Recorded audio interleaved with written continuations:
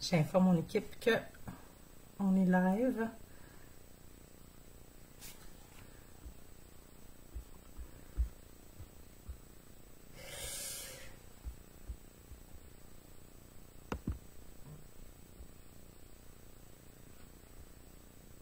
C'est bon, c'est parti. On m'a dit qu'on me voit. Je vais attendre quelques moments pour que les gens puissent s'installer, arriver. Donc, on va attendre quelques minutes. Je vais préparer ma deuxième caméra pendant ce temps-là. Vous pouvez quand même me faire un petit coucou pour me dire que vous êtes là avec moi.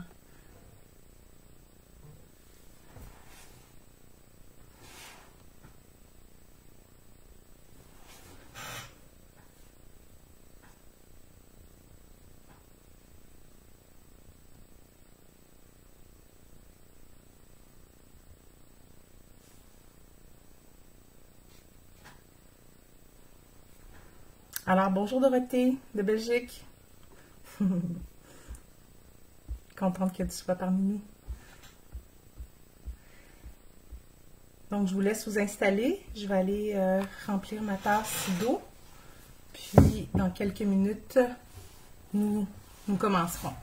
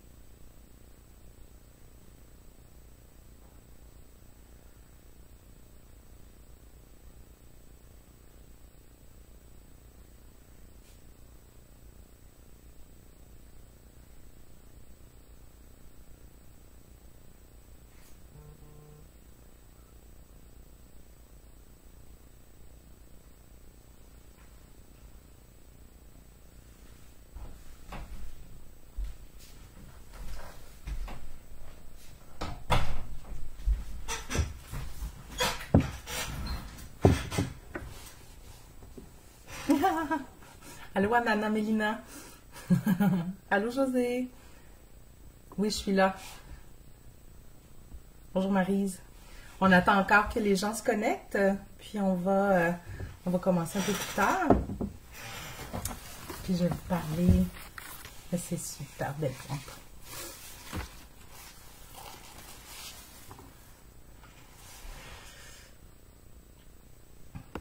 Donc, c'est mon premier live où je vois le flux de commentaires. Habituellement, lorsque j'avais fait des lives, les gens, il y avait quelqu'un qui me filmait, donc voyait le flux de commentaires.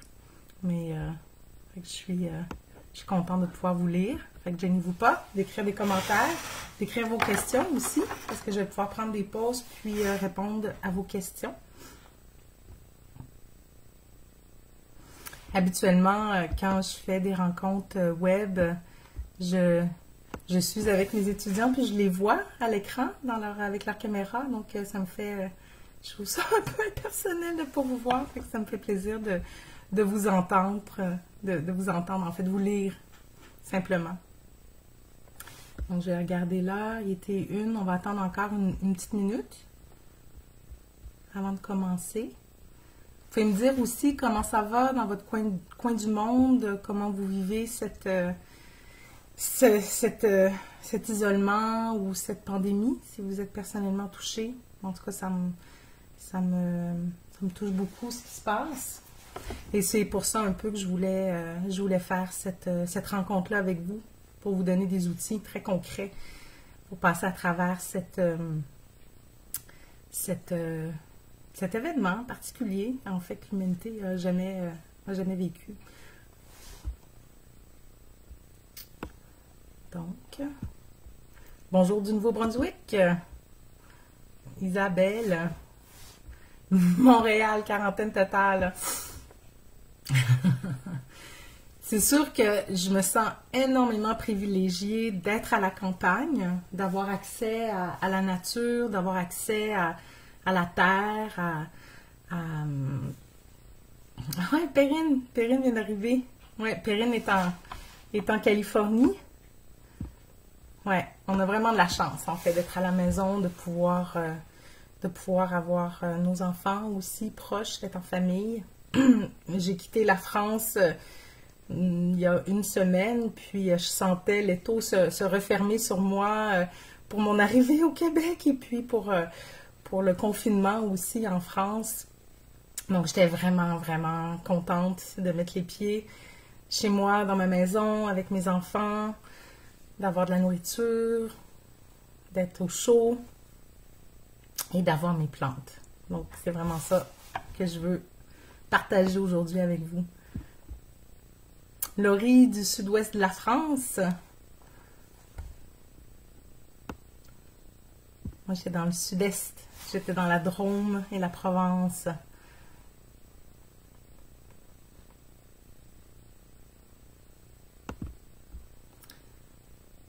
Laurie, aussi, quarantaine, à la campagne, quel privilège.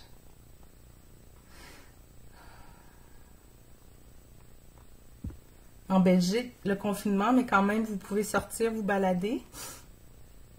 Je pense qu'il n'y a plus le cas à Paris.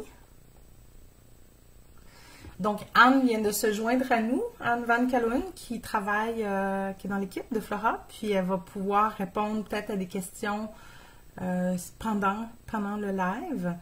Et je prendrai, c'est sûr, une pause pour tout ça. Donc, je vérifie l'heure, il était 4, donc je vais partir la caméra, la deuxième caméra. Et c'est parti. Donc, voilà. Donc, bienvenue à ce premier Facebook Live, mais d'une série que j'aimerais faire un peu tous les vendredis, tous les mercredis, même heure, même poste. Et j'ai décidé de faire ce Facebook Live quand j'ai su que, en fait, les gens ont commencé à se ruer dans les boutiques d'herboristerie et en fait, la demande pour les plantes médicinales est très, très grande. Je vois beaucoup d'articles écrits par différents herboristes de par le monde qui parlent des plantes médicinales spécifiquement pour le COVID-19. Et ces plantes-là peuvent être maintenant difficiles à trouver. Donc, en fait, ma préoccupation, c'est que tout ça crée un sentiment d'urgence ou de manque. Donc, que les gens ont plus d'avoir peur de manquer de papier de toilette qu'ils peur de manquer de plantes. Donc, le but de cette série-là, c'est qu'on parle, je vous partage un peu les ressources que vous avez à la maison. Donc, je sais et je vois qu'il y a des gens de Belgique, de Californie, de France, un peu partout au Québec. Donc, on a des fleurs qui sont différentes. Donc, je vais essayer de vous parler des différentes plantes que vous pouvez trouver autour de chez vous, mais aussi qu'on a dans notre armoire à épices, qu'on a dans le réfrigérateur. Donc, aujourd'hui, spécifiquement pour cette première rencontre live-là, j'aimerais vous parler des arbres. Parce que peut-être que vous n'avez pas fait de jardin ou peut-être que vous n'avez pas acheté de plantes médicinales et que vous n'avez pas de plantes ou vous n'avez pas fabriqué ou séché des plantes l'été dernier ou l'automne dernier, mais je crois que ça va changer. Hein? On va s'y mettre tous ensemble cet été, ce printemps. Et vous avez sûrement des arbres autour de vous, même dans des parcs, mais peut-être même sur votre terrain. Et peut-être que vous êtes, par exemple, sur un deuxième, troisième étage et que vous avez un arbre tout près de votre balcon. Donc, l'idée, c'est... donc, je vais parler à peu près d'une dizaine d'arbres, puis ce qu'on peut faire avec. L'autre chose aussi, l'autre réalité, vu qu'on est dans une situation mondiale et présentement, vous êtes un peu partout sur la planète, c'est que ici, au Québec, il y a encore plein de neige. Les bourgeons ne sont pas sortis. En fait, avant hier, il y avait encore de la neige qui tombait. Mais le printemps arrive, donc nous allons voir très bientôt les bourgeons apparaître et on va pouvoir commencer à les utiliser. Donc, en France, comme j'expliquais, j'étais en France la semaine dernière. Je suis arrivée le 16. Et dans le sud de la France, il y avait certains arbres qui étaient en fleurs, comme les amandiers, qui terminaient leur floraison, mais d'autres arbres n'avaient pas encore, leurs bourgeons n'étaient pas encore ouverts. Tandis qu'ici, au Québec, ben, c'est ça. Il n'y a rien d'ouvert. Par contre, nous avons plein de conifères. Et vous avez aussi plein de conifères en France. Donc, je vais parler par exemple, aujourd'hui du thuya, du cèdre, que j'ai ici. Puis, je vais commencer par ça, si ça vous va. Donc, Victoriaville, Grenville, tout à côté de moi, Marielle. J'aime ça vous lire. Nathalie, fait que je vois quelques étudiants aussi.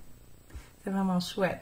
Oh, ça me touche d'être avec vous partout. Je sais qu'on est tout seul, chacun de notre côté dans notre maison, mais c'est tellement une immense communauté qui se rejoint présentement. C'est très, très touchant ce qui se passe sur la planète. Puis, je travaille mondialement pour vraiment aider l'herboristerie à retrouver sa place, mais aussi à ce que l'on puisse se l'approprier, parce que ça fait partie de notre patrimoine. Donc, l'idée, c'est, chaque partie de la planète a sa pharmacopée. Vos ancêtres ont développé un usage particulier de ces plantes-là. Donc, peu importe où on est sur la planète, peut-être pas en Antarctique, là, ça serait difficile à trouver des plantes, mais il y a des ressources autour de vous. Donc, c'est intéressant de s'ouvrir les yeux et de commencer à explorer son territoire. Quand on va pouvoir sortir de la maison, puis entre-temps, ben, vous pouvez commencer à vous informer, aller sur Internet, faire des petites sorties aussi d'identification avec les enfants, sur la pelouse, derrière, devant votre maison ou derrière la maison, ou même sur le bord des rues. J'ai eu la chance d'avoir une sortie d'identification et de dégustation de plantes sauvages avec Monica Blackhall à Montpellier, en France, il y a quelques semaines. Et l'abondance de plantes qui poussent vraiment là, sur le bord des rues. J'ai vu de la camomille sauvage, le millepertuis, il était pas du tout en fleurs, mais du chardon-marie, plein de salades sauvages différentes, des styles de céleri sauvage. Donc, il y a plein de bouffe qu'on peut commencer à manger, pas pour nous, là, mais dans quelques semaines. Puis, c'est ça, donc l'abondance, elle est partout autour de vous. Puis au Québec, même s'il y a beaucoup de neige présentement, on a tous les conifères. Et c'est sûr que je vais vous parler des propriétés médicinales de ces plantes-là, mais avant tout, quand on est avec ces êtres-là, c'est que c'est du vivant. Donc, on se reconnecte avec le vivant, puis ça fait tellement du bien. C'est réconfortant, ça nourrit l'âme, c'est l'odeur aussi. Donc, vous utilisez vos sens, vous allez goûter les plantes. Puis ça, en soi, c'est thérapeutique. On se reconnecte à notre corps, on se reconnecte au vivant, puis on se reconnecte avec un sens plus large que, en fait, la vie a un sens. Et qu'on n'est jamais tout seul. Donc, on a toujours des amis autour de nous. Je vais commencer à vous parler du thuya, qu'on appelle ici en Amérique le cèdre, parce qu'on n'a pas de cèdrus ici en Amérique. Et c'est une plante, moi j'ai vu en fait en France. Je ne sais pas si elle est sauvage ou elle est plutôt plantée, en tout cas comme haie. Donc peut-être que votre voisin a une haie de cèdre ou que vous-même vous avez une haie de cèdre et que vous pouvez aller faire des petites tailles de cèdre. Donc ici, on ne voit pas les nouvelles pousses du printemps. Je vais juste enlever ça pour vous la mettre plus près, comme ça. Donc, ce qui est intéressant avec les plantes, quand on commence à les observer puis à vouloir les récolter, c'est vraiment de les regarder, de les observer. Donc, je vais mettre mes lunettes de la quarantaine pour mieux voir. Et le cèdre, c'est tellement beau. Je ne sais pas si on peut voir de plus proche encore. Ouais, la caméra reste floue. Mais c'est comme plein de petites écailles qui sont imbriquées les unes dans les autres. Puis, en herboristerie, on parle souvent de médecine, c'est de la doctrine des signatures qui disent que la plante, de quoi elle a l'air, elle nous indique Elle nous indique à quoi elle sert, puis ces petites... En fait, ça ressemble vraiment à un vaisseau lymphatique. Puis le cèdre, le Thuya, est utilisé en homéopathie et c'est un immense draineur. C'est un des meilleurs draineurs pour drainer les fluides, la lymphe, les vieilles sécrétions. Donc ça, c'est vraiment intéressant comme plante. Donc, la plupart des conifères, je vais vous parler largement des conifères parce que ça va être aussi intéressant pour le pin, pour l'épinette, pour le sapin et la pruche et d'autres conifères que vous avez près de chez vous. Sont comestibles. On peut, mais c'est assez intense les vieilles pousses parce qu'il y a beaucoup plus de tanins. Et on va privilégier les jeunes pousses. Alors nous, on ne voit pas les jeunes pousses encore. On voit à l'extrémité des rameaux, ici, cachés dans les aiguilles, des petits bourgeons qui vont grossir à vue d'œil pour nous dans quelques semaines. Puis la petite partie brune sur le dessus du bourgeon va comme sauter, puis les aiguilles vont s'ouvrir et pousser très très rapidement. Et ça va être d'un vert tendre. Et les aiguilles sont également tendres. Donc, on va pouvoir manger ces tendres jeunes pousses de conifères qui sont remplis de vitamine C. Beaucoup plus que n'importe quel fruit que vous avez dans votre cuisine. Et on sait que la vitamine C, c'est le meilleur protecteur contre les infections virales. Donc, on veut beaucoup de vitamine C, surtout au début, avant d'être malade, pour se protéger. Puis si on a un début d'infection. Je voulais juste faire une petite parenthèse, vous parler de ces plantes-là parce que même si vous avez, j'espère que vous n'aurez pas le coronavirus, le COVID-19, ou si vous l'avez, que vous allez vraiment bien vous en sortir. Mais c'est qu'il y a aussi, comme tout le reste de l'année, plein de petits bobos qu'on a. Et là, pardon, c'est plus difficile d'avoir accès aux soins de santé parce que les hôpitaux sont engorgés. Tout le personnel médical est concentré sur les cas très, très graves. Donc, c'est le temps de retrouver, excusez-moi, un peu d'autonomie face à nos petits bobos. Puis en France, j'aimais beaucoup le terme bobologie. Alors, c'est un cours sur la bobologie avec les plantes qui vous entourent.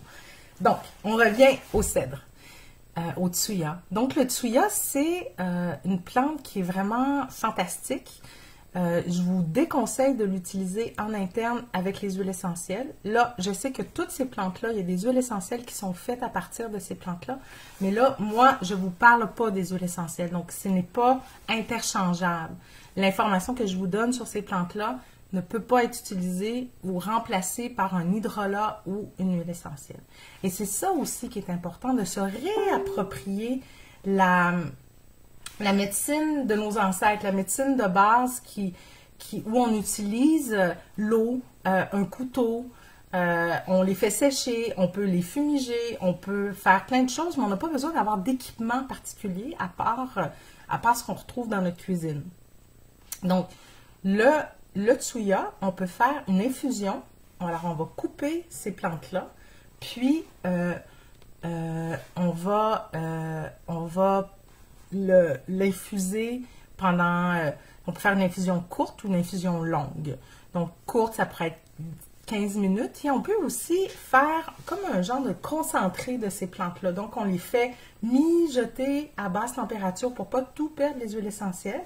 On ferme le couvercle et ça, c'est si on veut que les huiles essentielles soient dans l'eau, puis qu'on les ait éventuellement dans notre organisme. Mais aussi, quand on les fait mijoter comme ça dans l'eau, si on laisse le couvercle ouvert, ce que ça fait, c'est un immense bain de vapeur dans votre maison qui va embaumer ces conifères-là et assainir votre air de maison. Donc ça, c'est vraiment chouette. C'est un autre assainir l'air, puis aussi, je trouve que c'est antidépresseur parce qu'on se sent dans la forêt. Puis en tout cas, moi, je me sens tout le temps bien quand je suis dans la forêt. Donc, l'infusion, après, lorsqu'on la prend, on a des vitamines, entre autres la vitamine C, mais on a aussi beaucoup de d'autres molécules qui vont être particuliers, qui vont donner des effets particuliers pour chacune de ces plantes-là. Le Thuya est un peu différent des autres. Mon Dieu, excusez-moi. J'ai pris vraiment trop de thé ce matin, puis j'ai la gorge sèche. Donc, je vais juste me prendre une petite gorgée d'eau. Et c'est intéressant pour la fièvre, entre autres. C'est utilisé pour la fièvre et pour les infections virales et pour les toux, les bronchites et pour... il y a un effet diurétique aussi. Donc, c'est vraiment intéressant. Le Thuya a un effet aménagogue. Ça veut dire qu'il peut déclencher les menstruations. Donc, on va éviter de prendre le Thuya quand on est enceinte. Aussi, le Thuya contient de la thuyone, qui peut être un neurotoxique. Donc, c'est pour ça qu'en huile essentielle, on ne le prend pas en interne, ça peut être trop intense. Et ça peut être neurotoxique aussi beaucoup chez les enfants. Dans les feuilles de Thuya, il y a juste de 1,4 à 4% de thuyone. Donc, c'est pas comme prendre une huile essentielle. Mais quand même, moi, je ne recommanderais pas pour les femmes enceintes, les gens qui font de l'épilepsie ou les très jeunes enfants. Donc, ça, c'est juste la contre-indication.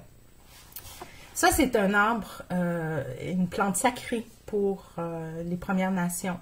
Partout où cette plante-là, elle est native, elle est reconnue comme une plante sacrée, une plante qui purifie, une plante qui donne la vie, en fait. On l'appelle l'arbre de la vie aussi. Les Anishinabés de ma région ont beaucoup de respect pour cette plante-là. Puis j'ai eu la chance d'entendre le chant aussi qui est offert au Thuya avant la récolte. C'est une plante aussi qui offre son écorce pour la fabrication de plein de choses. Donc, c'est vraiment une plante versatile. Et c'était utilisé autant en fait la décoction ou l'infusion longue ou courte, autant en interne qu'en externe pour soulager les problèmes de peau aussi. En fait, là, ce que je vous encourage à faire, c'est juste de l'essayer. Prenez une infusion de Thuya, puis observez qu'est-ce que ça fait. OK, je vois qu'il y a une question. Les gens demandent des détails sur le ratio plante-eau. Et donc, en fait, prenez cette quantité-là pour une tasse d'eau. Puis si c'est trop, ben diluez-le. Donc, ma méthode, comme dans la cuisine, je suis rarement les recettes. Et puis, si vous voyez, par exemple, 2, 3, 4, 10 herboristes, 100 herboristes, ils vont tous avoir des dosages différents. C'est ça qui est intéressant aussi avec les plantes médicinales, parce que les dosages, on n'est pas dans une zone de toxicité. Donc, c'est pas comme un médicament. Et aussi, vous avez votre corps qui va répondre à ce dosage-là. Donc, commencez, prenez une demi-tasse, observez qu'est-ce que vous avez comme effet. Est-ce que vous avez des perturbations gastriques? Est-ce que votre corps aime ça? Comme quand on mange plein de carottes. Ah oui, j'aime ça, j'aime ça, j'aime ça. Mais si on mange un aliment qui ne nous convient pas, votre corps va vous le dire. Donc, vraiment d'être à l'écoute de ce... Ah, ma cousine vient, je viens de voir ma cousine qui vient de... Salut ma Claude!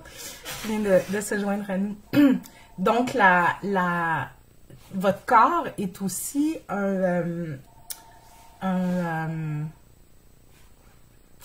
j'ai juste le mot anglais, gauge, qui va vous aider, super québécois, là, à gager, à être...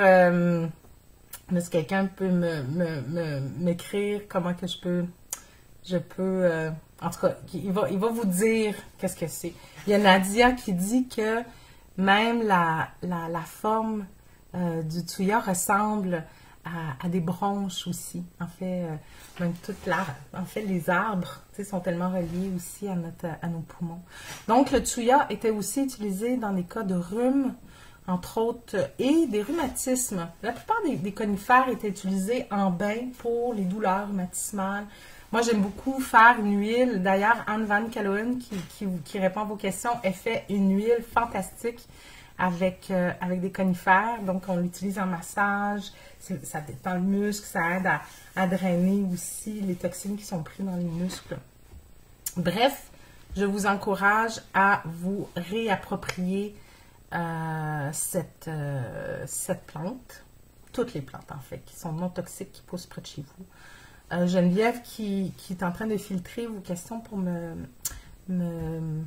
elle me les envoie par texto, me dit que les gens demandent combien de temps qu'on peut faire mijoter. Ben, ça dépend de la concentration de la plante. Et quand je l'utilise en externe, par exemple pour un bain de pied ou pour un lavement d'une partie du corps particulière, j'aime bien faire de le laisser mijoter au moins une demi-heure. Ça vient assez concentré. Donc, traditionnellement aussi, dans les Premières Nations, pour avoir un bon remède concentré, les gens laissaient réduire de moitié d'eau. Donc, si vous mettez 2 litres d'eau, vous revenez à un litre. Donc, voilà pour le Thuya. Est-ce qu'il y a des questions sur le Thuya avant que je passe à ma préférée, qui est le sapin? Geneviève, tu pourras m'envoyer les questions. OK, je passe au sapin. Le sapin, Geneviève me dit, les contre-indications, j'en ai parlé, c'est pour les femmes enceintes. Moi, j'éviterais à prendre en concentré aussi pour les gens qui font de l'épilepsie et pour les enfants. Il va y avoir, tu sais, les petites cocottes vertes éventuellement dans l'été, puis ça, on peut les manger. C'est riche en vitamine C et c'est antiparasitaire aussi. Donc, on peut se faire une petite cure de parasites, puis c'est correct pour les enfants aussi, mais pas les bébés. Donc, le sapin. Ça prend plus de temps. J'ai trop de choses à vous dire. J'ai déjà pris 24 minutes, puis j'ai juste parlé d'une plante. Combien de temps pour une infusion en interne? Allez-y au goût. Si c'est trop concentré, vous n'allez pas aimer ça. Je dirais commencer par un petit 20 minutes, infuser, puis, ou faire mijoter pendant un petit 15 minutes. Vous allez voir au goût. Mais vraiment, essayez aussi d'ouvrir le chaudron. De toutes ces plantes-là, vous pouvez faire, même mettre ce que vous avez autour de vous, de l'épinette, du pin, du sapin, du thuya, puis le faire mijoter, puis d'ouvrir le chaudron, puis de faire embaumer votre maison de ces effluves de forêt. Donc, le sapin, je vais vous montrer le sapin et je vais vous montrer la différence tout de suite. Je vais accélérer un peu mon débit et réduire la quantité d'informations que je vous dis. Donc, le sapin. Le sapin, vous voyez, les aiguilles sont disposées de façon, là, pas ce bout-là, mais comme un peu latéral. Donc, ça fait comme un plan plat. Et l'aiguille, en tant que telle, elle est plate. Donc, elle ne peut pas rouler entre vos doigts. Tandis que l'épinette, où est mon épinette? J'ai perdu mon épinette. Ah, là voilà. L'épinette, vous voyez, c'est circulaire. Donc, il y a des aiguilles tout au long, tout autour de la branche. Et lorsqu'on essaie de faire rouler, elle roule pas. Mauvais. Ça roule pas super bien, mais ça roule un peu mieux que... Parce que c'est pas complètement circulaire, c'est plus une petite forme de triangle, mais ça roule mieux entre nos doigts que le sapin. L'autre différence, c'est que le sapin, il est très, très doux. Et l'épinette pique. Épine. Pique. L'odeur aussi est différente. Le sapin, surtout au Québec, nous, on a le sapin baumier. En France, vous avez le sapin blanc.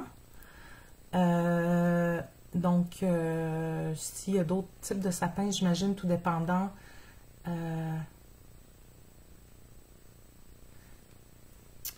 Voyons, je suis vraiment... répétez que quand ça goûte pas, c'est que c'est trop infusé et que les risques de toxicité augmentent pour toutes les plantes. Quand ça goûte trop, j'imagine. Ouais, c'est ça. Pour le Thuya, plus le goût est très, très fort, plus il y a des risques de toxicité. Tandis que le sapin, il n'y a aucun risque de toxicité. C'est sûr que je ne prendrai pas des grosses quantités si on est enceinte. Surtout dans le premier trimestre. En fait, on ne prend pas des grosses quantités de plantes sans consulter un herboriste. Mais le sapin, c'est c'est tellement riche en vitamine C. Il va y avoir des petits... C'est ce qui goûte... En fait, c'est ce qui est le plus délicieux dans toutes les conifères, selon moi. Surtout le sapin baumier. Malheureusement, il n'y en a pas en Europe, à moins que vous en ayez planté. Mais quand les petits bourgeons vont apparaître, j'ai 2 caméras, fait que j'essaie de montrer à la deuxième caméra, et que vous allez avoir ces petits bouts verts tendres-là, je vous invite à les manger. Vous pouvez faire des teintures, donc les mettre dans des pots et verser de l'alcool par-dessus, ou même faire un miel infusé de sapin. Donc, on prend les petits bouts verts et vous les mettez dans un petit pot, puis vous rajoutez du miel. Vous laissez infuser pendant, pas infuser, mais macérer pendant 1 mois. Ensuite, vous filtrez. Puis, on peut le mettre dans nos sirops. On peut carrément le mettre sur des tartines de pain. C'est simplement vraiment fantastique. J'aime ça, ça paraît, hein? J'aime vraiment ça. Donc, encore une fois, le sapin, c'est excellent pour tout ce qui est pulmonaire. Là, je vous parle des pousses, mais sur l'écorce du sapin. Le sapin baumier, c'est une écorce qui est lisse avec des petites vésicules. Et on peut prendre un crayon ou un petit bout de bois pour percer ces vésicules-là et récolter la gomme de sapin qui est liquide, tandis que les autres conifères, leur gomme est très, très solide. Donc, c'est facile à récolter. Et on peut le mettre sur la gomme de sapin, sur des blessures. C'est un antiseptique, ça aide à recoller des bouts mettons que si vous avez une petite peau qui décolle ou une entaille qui est un petit peu plus profonde, vous pouvez le mettre sur ça, puis c'est très, très antiseptique. C'est vraiment fantastique. Puis en interne, ça va aider, si on en prend trop, la gomme de sapin, ça va être laxatif. Et c'est vraiment un excellent antiseptique pulmonaire. Donc voilà pour le sapin. Donc je vous invite à le prendre vraiment de goûter, de faire des infusions. C'est ce qui va être le plus doux pour faire dans nos conifères. Je trouve ça intense, je vous dis, j'ai comme plein d'informations qui me viennent, des gens qui me textent. Je vais juste prendre 2 secondes pour voir parce qu'il y a plein de questions qu'on me... OK, on m'a dit que Anne a répondu. Donc, par rapport au sapin, le pourcentage d'alcool, ça aussi, c'est... on peut prendre un pourcentage élevé. Je sais qu'en France, vous ne pouvez pas trouver d'alcool à 94%. Nous, on en a au Québec dans les sociétés d'alcool. Mais moi, j'ai fait des teintures avec l'alcool à 40% quand j'avais pas d'alcool à 94%, puis c'était très correct. Donc aussi, ça, c'est peut-être une notion de base par rapport à l'herboristerie, c'est que il y a des fois dans les livres, puis on tend à répéter la même information, où il y a une école de pensée, puis ensuite tout le monde suit cette école de pensée-là. Mais pour avoir rencontré des herboristes traditionnels de partout sur la planète, que ce soit de l'Équateur ou même des différentes Premières Nations au Canada, chaque personne avait comme sa façon. Moi, j'ai une amie qui fait que des décoctions longues de toutes ces plantes. Et d'autres, c'est une façon assez traditionnelle, d'autres utilisaient que le vinaigre comme solvant, d'autres plus la méthode justement gémothérapie avec de la glycérine, de l'alcool, de l'eau, d'autres que de l'alcool à 40%, d'autres c'est des vins, en tout cas bref, d'autres vont utiliser les plantes en hydrolat. L'idée dans tout ça, c'est OK, il y a peut-être une façon parfaite de faire les plantes, puis même là, j'en doute. Et comme à côté du parfait, ben, il y a la vraie vie, puis il y a votre réalité du moment, puis il y a ce que vous avez, puis peut-être que là on n'a pas accès aux petits bourgeons verts parfaits du printemps, puis vous allez quand même utiliser la pousse de l'année dernière. Donc ça, c'est les pousses, celle-ci. Donc... ça va être parfait comme ça. Donc, c'est mieux d'avoir du sapin comme ça que pas de sapin du tout. Parce qu'on ne peut pas le récolter dans le moment parfait. Donc, je vous invite à aller avec la vie, avec l'imparfait de la vie, parce que la vie, elle est imparfaitement parfaite. Donc, voilà. Donc, même si là, vous n'avez pas accès aux bourgeons printaniers, vous pouvez utiliser cette partie-là, puis ça va être quand même merveilleux. C'est juste un peu plus coriace et tannique pour manger, tandis que la jeune pousse, elle se déguste, c'est comme du bon. Comme du bon. Quand on récolte des bourgeons sur les plantes, là, il faut se dire que si on récolte le bourgeon terminal, ben cette pousse-là, il n'y en aura pas, il n'y en aura plus après. Donc, on essaie de prendre les bourgeons latéraux, puis pas ceux qui sont au bout de la branche, parce qu'éventuellement, de toute façon, ces branches-là vont disparaître. Donc, d'avoir une conscience, en fait, éthique de récolte pour que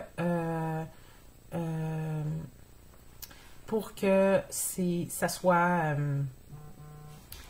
OK, c'est parce que j'ai plein de questions qui me pop. Je vais me reconcentrer.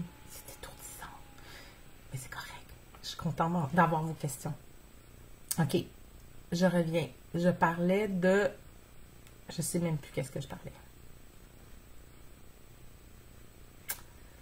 Je vais juste commencer sur quelque chose d'autre. Donc, Donc, OK, je vais répondre à la question que je viens de voir de toute façon. Oui, on peut sécher ces plantes-là. On peut sécher les petits bourgeons, mais à ce moment-là, j'attendrais qu'elles soient un peu plus grosses, les bourgeons, que les petits pour les sécher. C'est peut-être 2-3 cm. Mais que le verre soit encore tendre. Voilà. Voilà pour donc l'épinette que j'utilise moins parce qu'elle est moins aromatique. Mais si vous n'avez pas de sapin et que vous avez de l'épinette, ben prenez de l'épinette. Encore une fois, c'est pas parfait la vie, mais c'est parfait comme elle est. Je vais vous parler d'une autre plante que moi j'ai pas vue en France, c'est le tsuga. Là,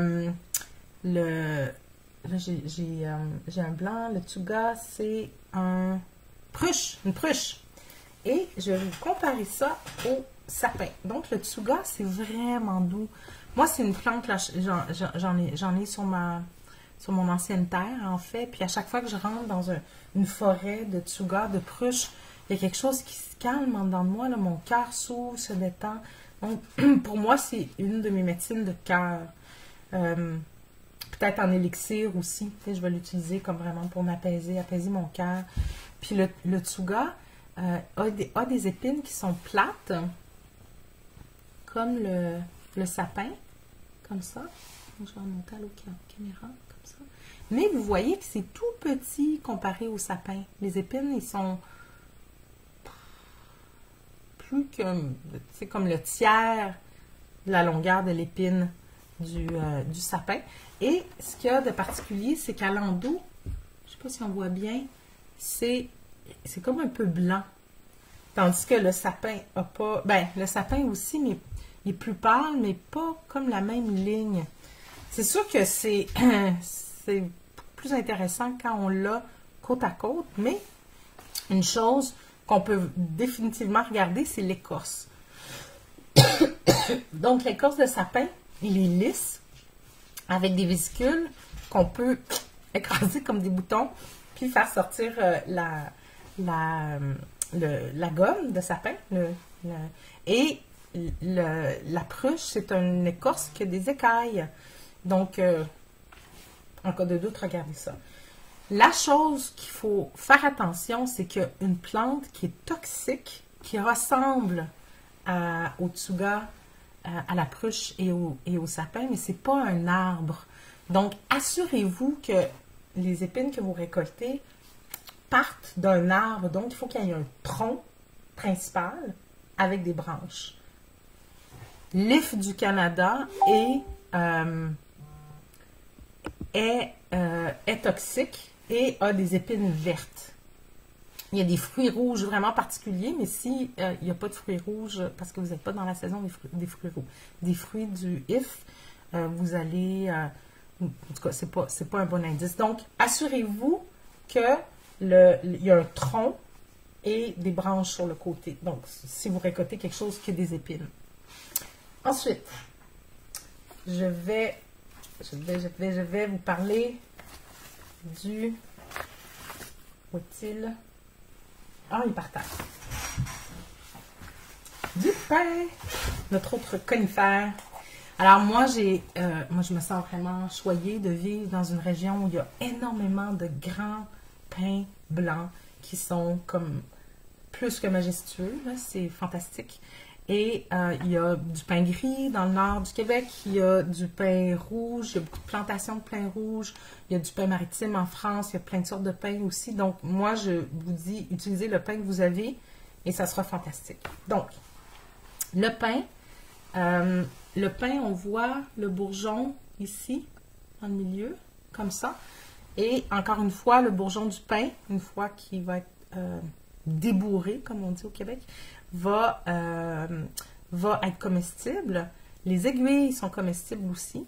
Là, sont un peu rudes, donc ça, c'est moins évident. Mais les jeunes aiguilles, c'est vraiment délicieux. Vous pouvez les mettre dans vos salades, vous pouvez les faire à la vapeur, les couper, les mettre dans une soupe, faire ce que vous voulez. Expérimenter. Si vous aimez le goût, c'est fantastique. Donc, encore une fois, très, très riche en vitamine C, bon pour les poumons. Vous pouvez l'ajouter dans... vous pouvez faire un mélange de teinture, d'épinettes, pruches et sapins, comme pour une teinture de conifères pour les poumons. Vous pouvez faire des bains de vapeur de ces plantes-là, les mettre dans votre bain pour vous infuser dans une grande tasse de conifères, puis d'avoir de l'aromathérapie avec de la thalassothérapie. C'est fantastique. Et le pain, ce qui est de particulier que les autres conifères n'ont pas, c'est quand il y a les fleurs mâles et qu'il relâche son pollen, vous pouvez récolter le pollen de pain. Donc, il faut que les branches soient assez basses. Vous prenez un sac ou un contenant, puis vous secouez ça dedans. Et ce pollen-là, il est comestible, il est bon et il est très riche en testostérone. Donc, pour les déficiences en testostérone, le pollen de pain, c'est assez marvelous. Donc, on est vers la fin du temps qu'on avait.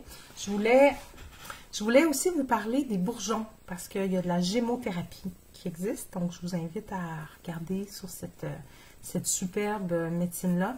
Parce que là, on a peut-être besoin de plantes maintenant qu'on n'a pas récoltées. Puis, bon, les fleurs de tilleul vont être présentes seulement au mois de juillet.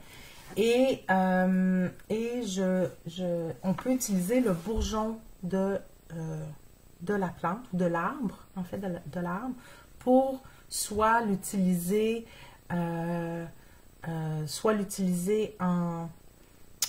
infusion, ou se faire une teinture, ou la teinture spéciale selon Henri Leclerc, qui était en partie égale alcool élevé, un pourcentage élevé, 70% de l'eau, une bonne source d'eau, et de la glycérine végétale. Donc, on fait notre solvant, puis on verse ça sur nos bourgeons, qui sont, nous, ils ne sont pas encore prêts, c'est quand ils commencent à éclore, puis la petite capsule sur le bourgeon a tombé.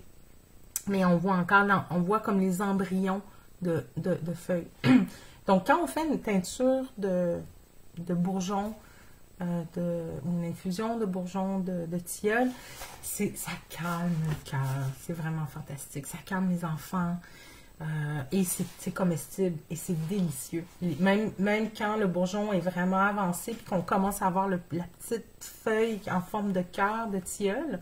Alors, nous, on a un tilleul au Canada qui est une plus grosse feuille. Là. Les feuilles peuvent être grosses comme ça, mais ils sont aussi comestibles. Puis il y a le tilleul européen. Puis il y a différentes espèces, là, mais ils sont tous comestibles. Et c'est un peu mucilagineux. Donc, il y a quelque chose de très doux, d'enveloppant dans la feuille de tilleul.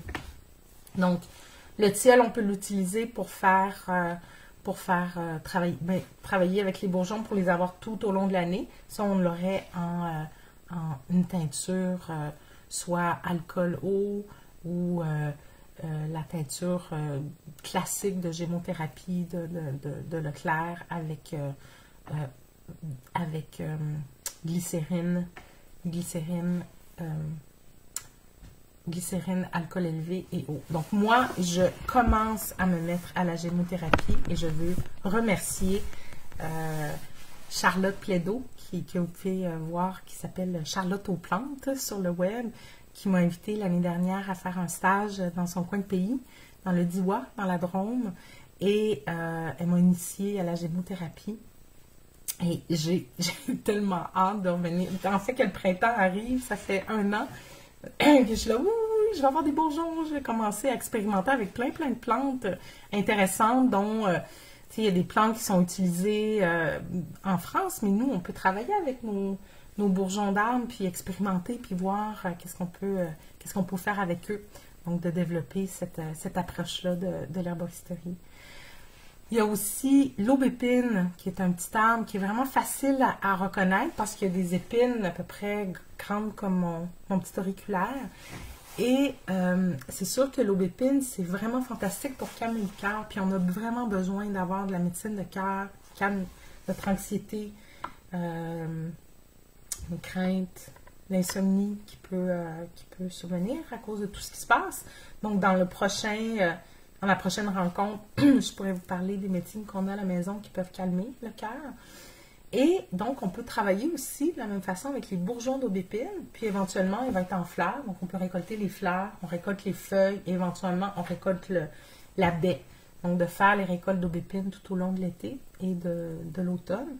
Mais en premier, on peut déjà commencer à récolter les bourgeons pour se faire soit des tisanes, soit une teinture en gémothérapie.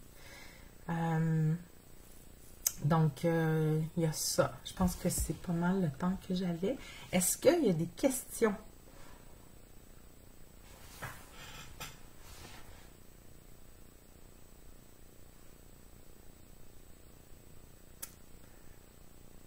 Geneviève. Ah oui, c'est vrai. Une autre plante qui est vraiment bonne en fumigation ou faire comme un bain de vapeur pour la maison pour assainir l'air, c'est le romarin. Donc, nous, on n'a pas de romarin sauvage. On n'a pas de romarin... c'est comme après 1 an, il est gros comme ça, puis il ne passe pas l'hiver dehors. Mais en France, vous avez des gens qui ont des haies de romarin, en Belgique aussi, donc vous pouvez aller récolter du romarin, dire à votre votre voisin si vous pouvez, faire une petite taille à leur haie et faire une genre de petite décoction avec un petit bouillon pour assainir l'air. Traditionnellement aussi, le romarin était séché puis fumigé pour assainir, dans les hôpitaux en Europe, dans le temps, là, pas maintenant, pour assainir l'air. La sauge aussi, puis vous avez de la sauge sauvage, vous avez du thym sauvage. Donc, en fait, regardez comment que les gens purifiaient leur maison, se purifiaient. Le thym, fantastique aussi. En bain de vapeur, il faut juste faire attention parce que c'est très, très irritant pour les yeux. Le romarin est plus doux. Donc, il y a ça.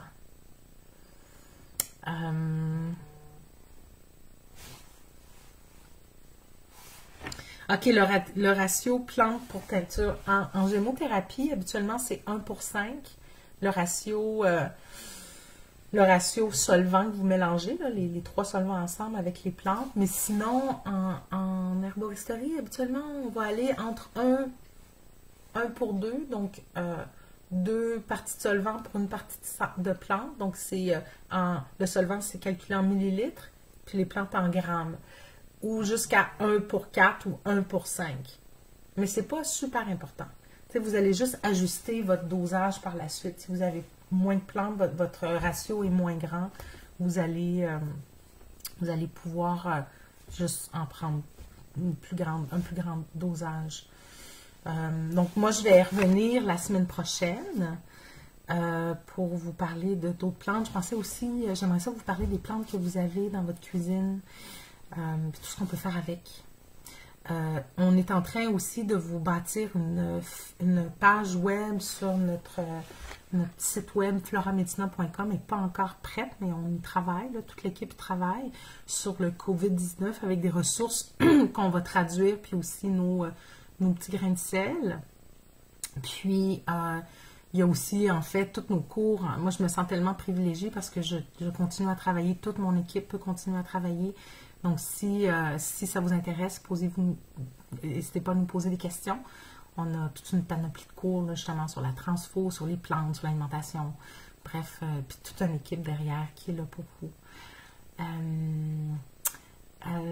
Ratio exact eau, alcool, glycérine pour Gémeaux, c'est, là je vois ça passe vite, là, parce que vous savez que je pars, fait qu'il y a plein de questions. C'est à part égale, le eau, alcool 70% et glycérine. Donc j'ai des merci. Moi je vous remercie d'avoir participé à cette rencontre. Puis prenez soin de vous, prenez soin des gens qui sont autour de vous. Puis connectez-vous à l'abondance, puis à toute la magie de guérison qu'il y a partout autour de nous, dans les plantes. Puis de travailler avec vos sens. Parce que quand on est dans l'angoisse, comme on ne sait pas qu'est-ce que l'avenir nous réserve, on est vraiment, globalement, l'humanité, on est comme, ok, on n'a jamais vécu ça, on ne sait pas, mais on se base sur nos ressources, on se reconnecte à soi, aux gens, on va à l'intérieur, puis une des façons de diminuer l'anxiété, c'est vraiment de revenir à nos sens, avec des choses qui sont du doudou, qui nous font du bien. Puis, moi, ma préférée, c'est le sapin. Puis aussi, tu sais, quand vous allez récolter ces plantes-là de vos arbres, ben, asseyez-vous avec l'arbre, tu sais. Laissez-vous comme, vous laissez prendre énergétiquement, puis dans votre cœur. Donc, ah oui, je voulais juste dire, mercredi prochain, parce que pour l'instant, on a un décalage horaire de 5 heures avec le Québec puis la France, parce que nous, on a fait notre changement d'heure avant, c'est ridicule. Devrait vraiment juste bannir les changements d'heure. Donc, la semaine prochaine pour la France, c'est à 16 heures. Et que cette vidéo-là, elle va être enregistrée, donc vous allez avoir accès sur les réseaux sociaux. Puis j'espère que vous allez pouvoir commenter. Puis j'aimerais ça vous entendre aussi parce que je n'ai pas le temps de vous lire, donc je vais lire après. Mais si vous avez des expériences avec ces plantes-là pendant la semaine, moi j'aimerais vous entendre. Entendre qu'est-ce que ça vous a fait, est-ce que vous avez fait un bain, qu'est-ce que vous aviez vécu avec ça. Ah oui, il y a plein de l'eau de bouleau, l'eau d'érable, tu sais, c'est comme super à prendre au printemps, ça reminéralise, ça fait un petit nettoyage. Donc, ah oui, puis l'autre chose qui est chouette, tant de choses à vous dire, quand, avec les enfants aussi, c'est qu'on prend nos plantes, tu sais, on peut prendre différents exemples, puis ensuite on les ramène à la maison, puis on les dessine. Puis c'est la meilleure façon d'apprendre à identifier une plante, c'est de la dessiner. Donc, bonne connexion, prenez soin de vous, je vous embrasse et à la semaine prochaine.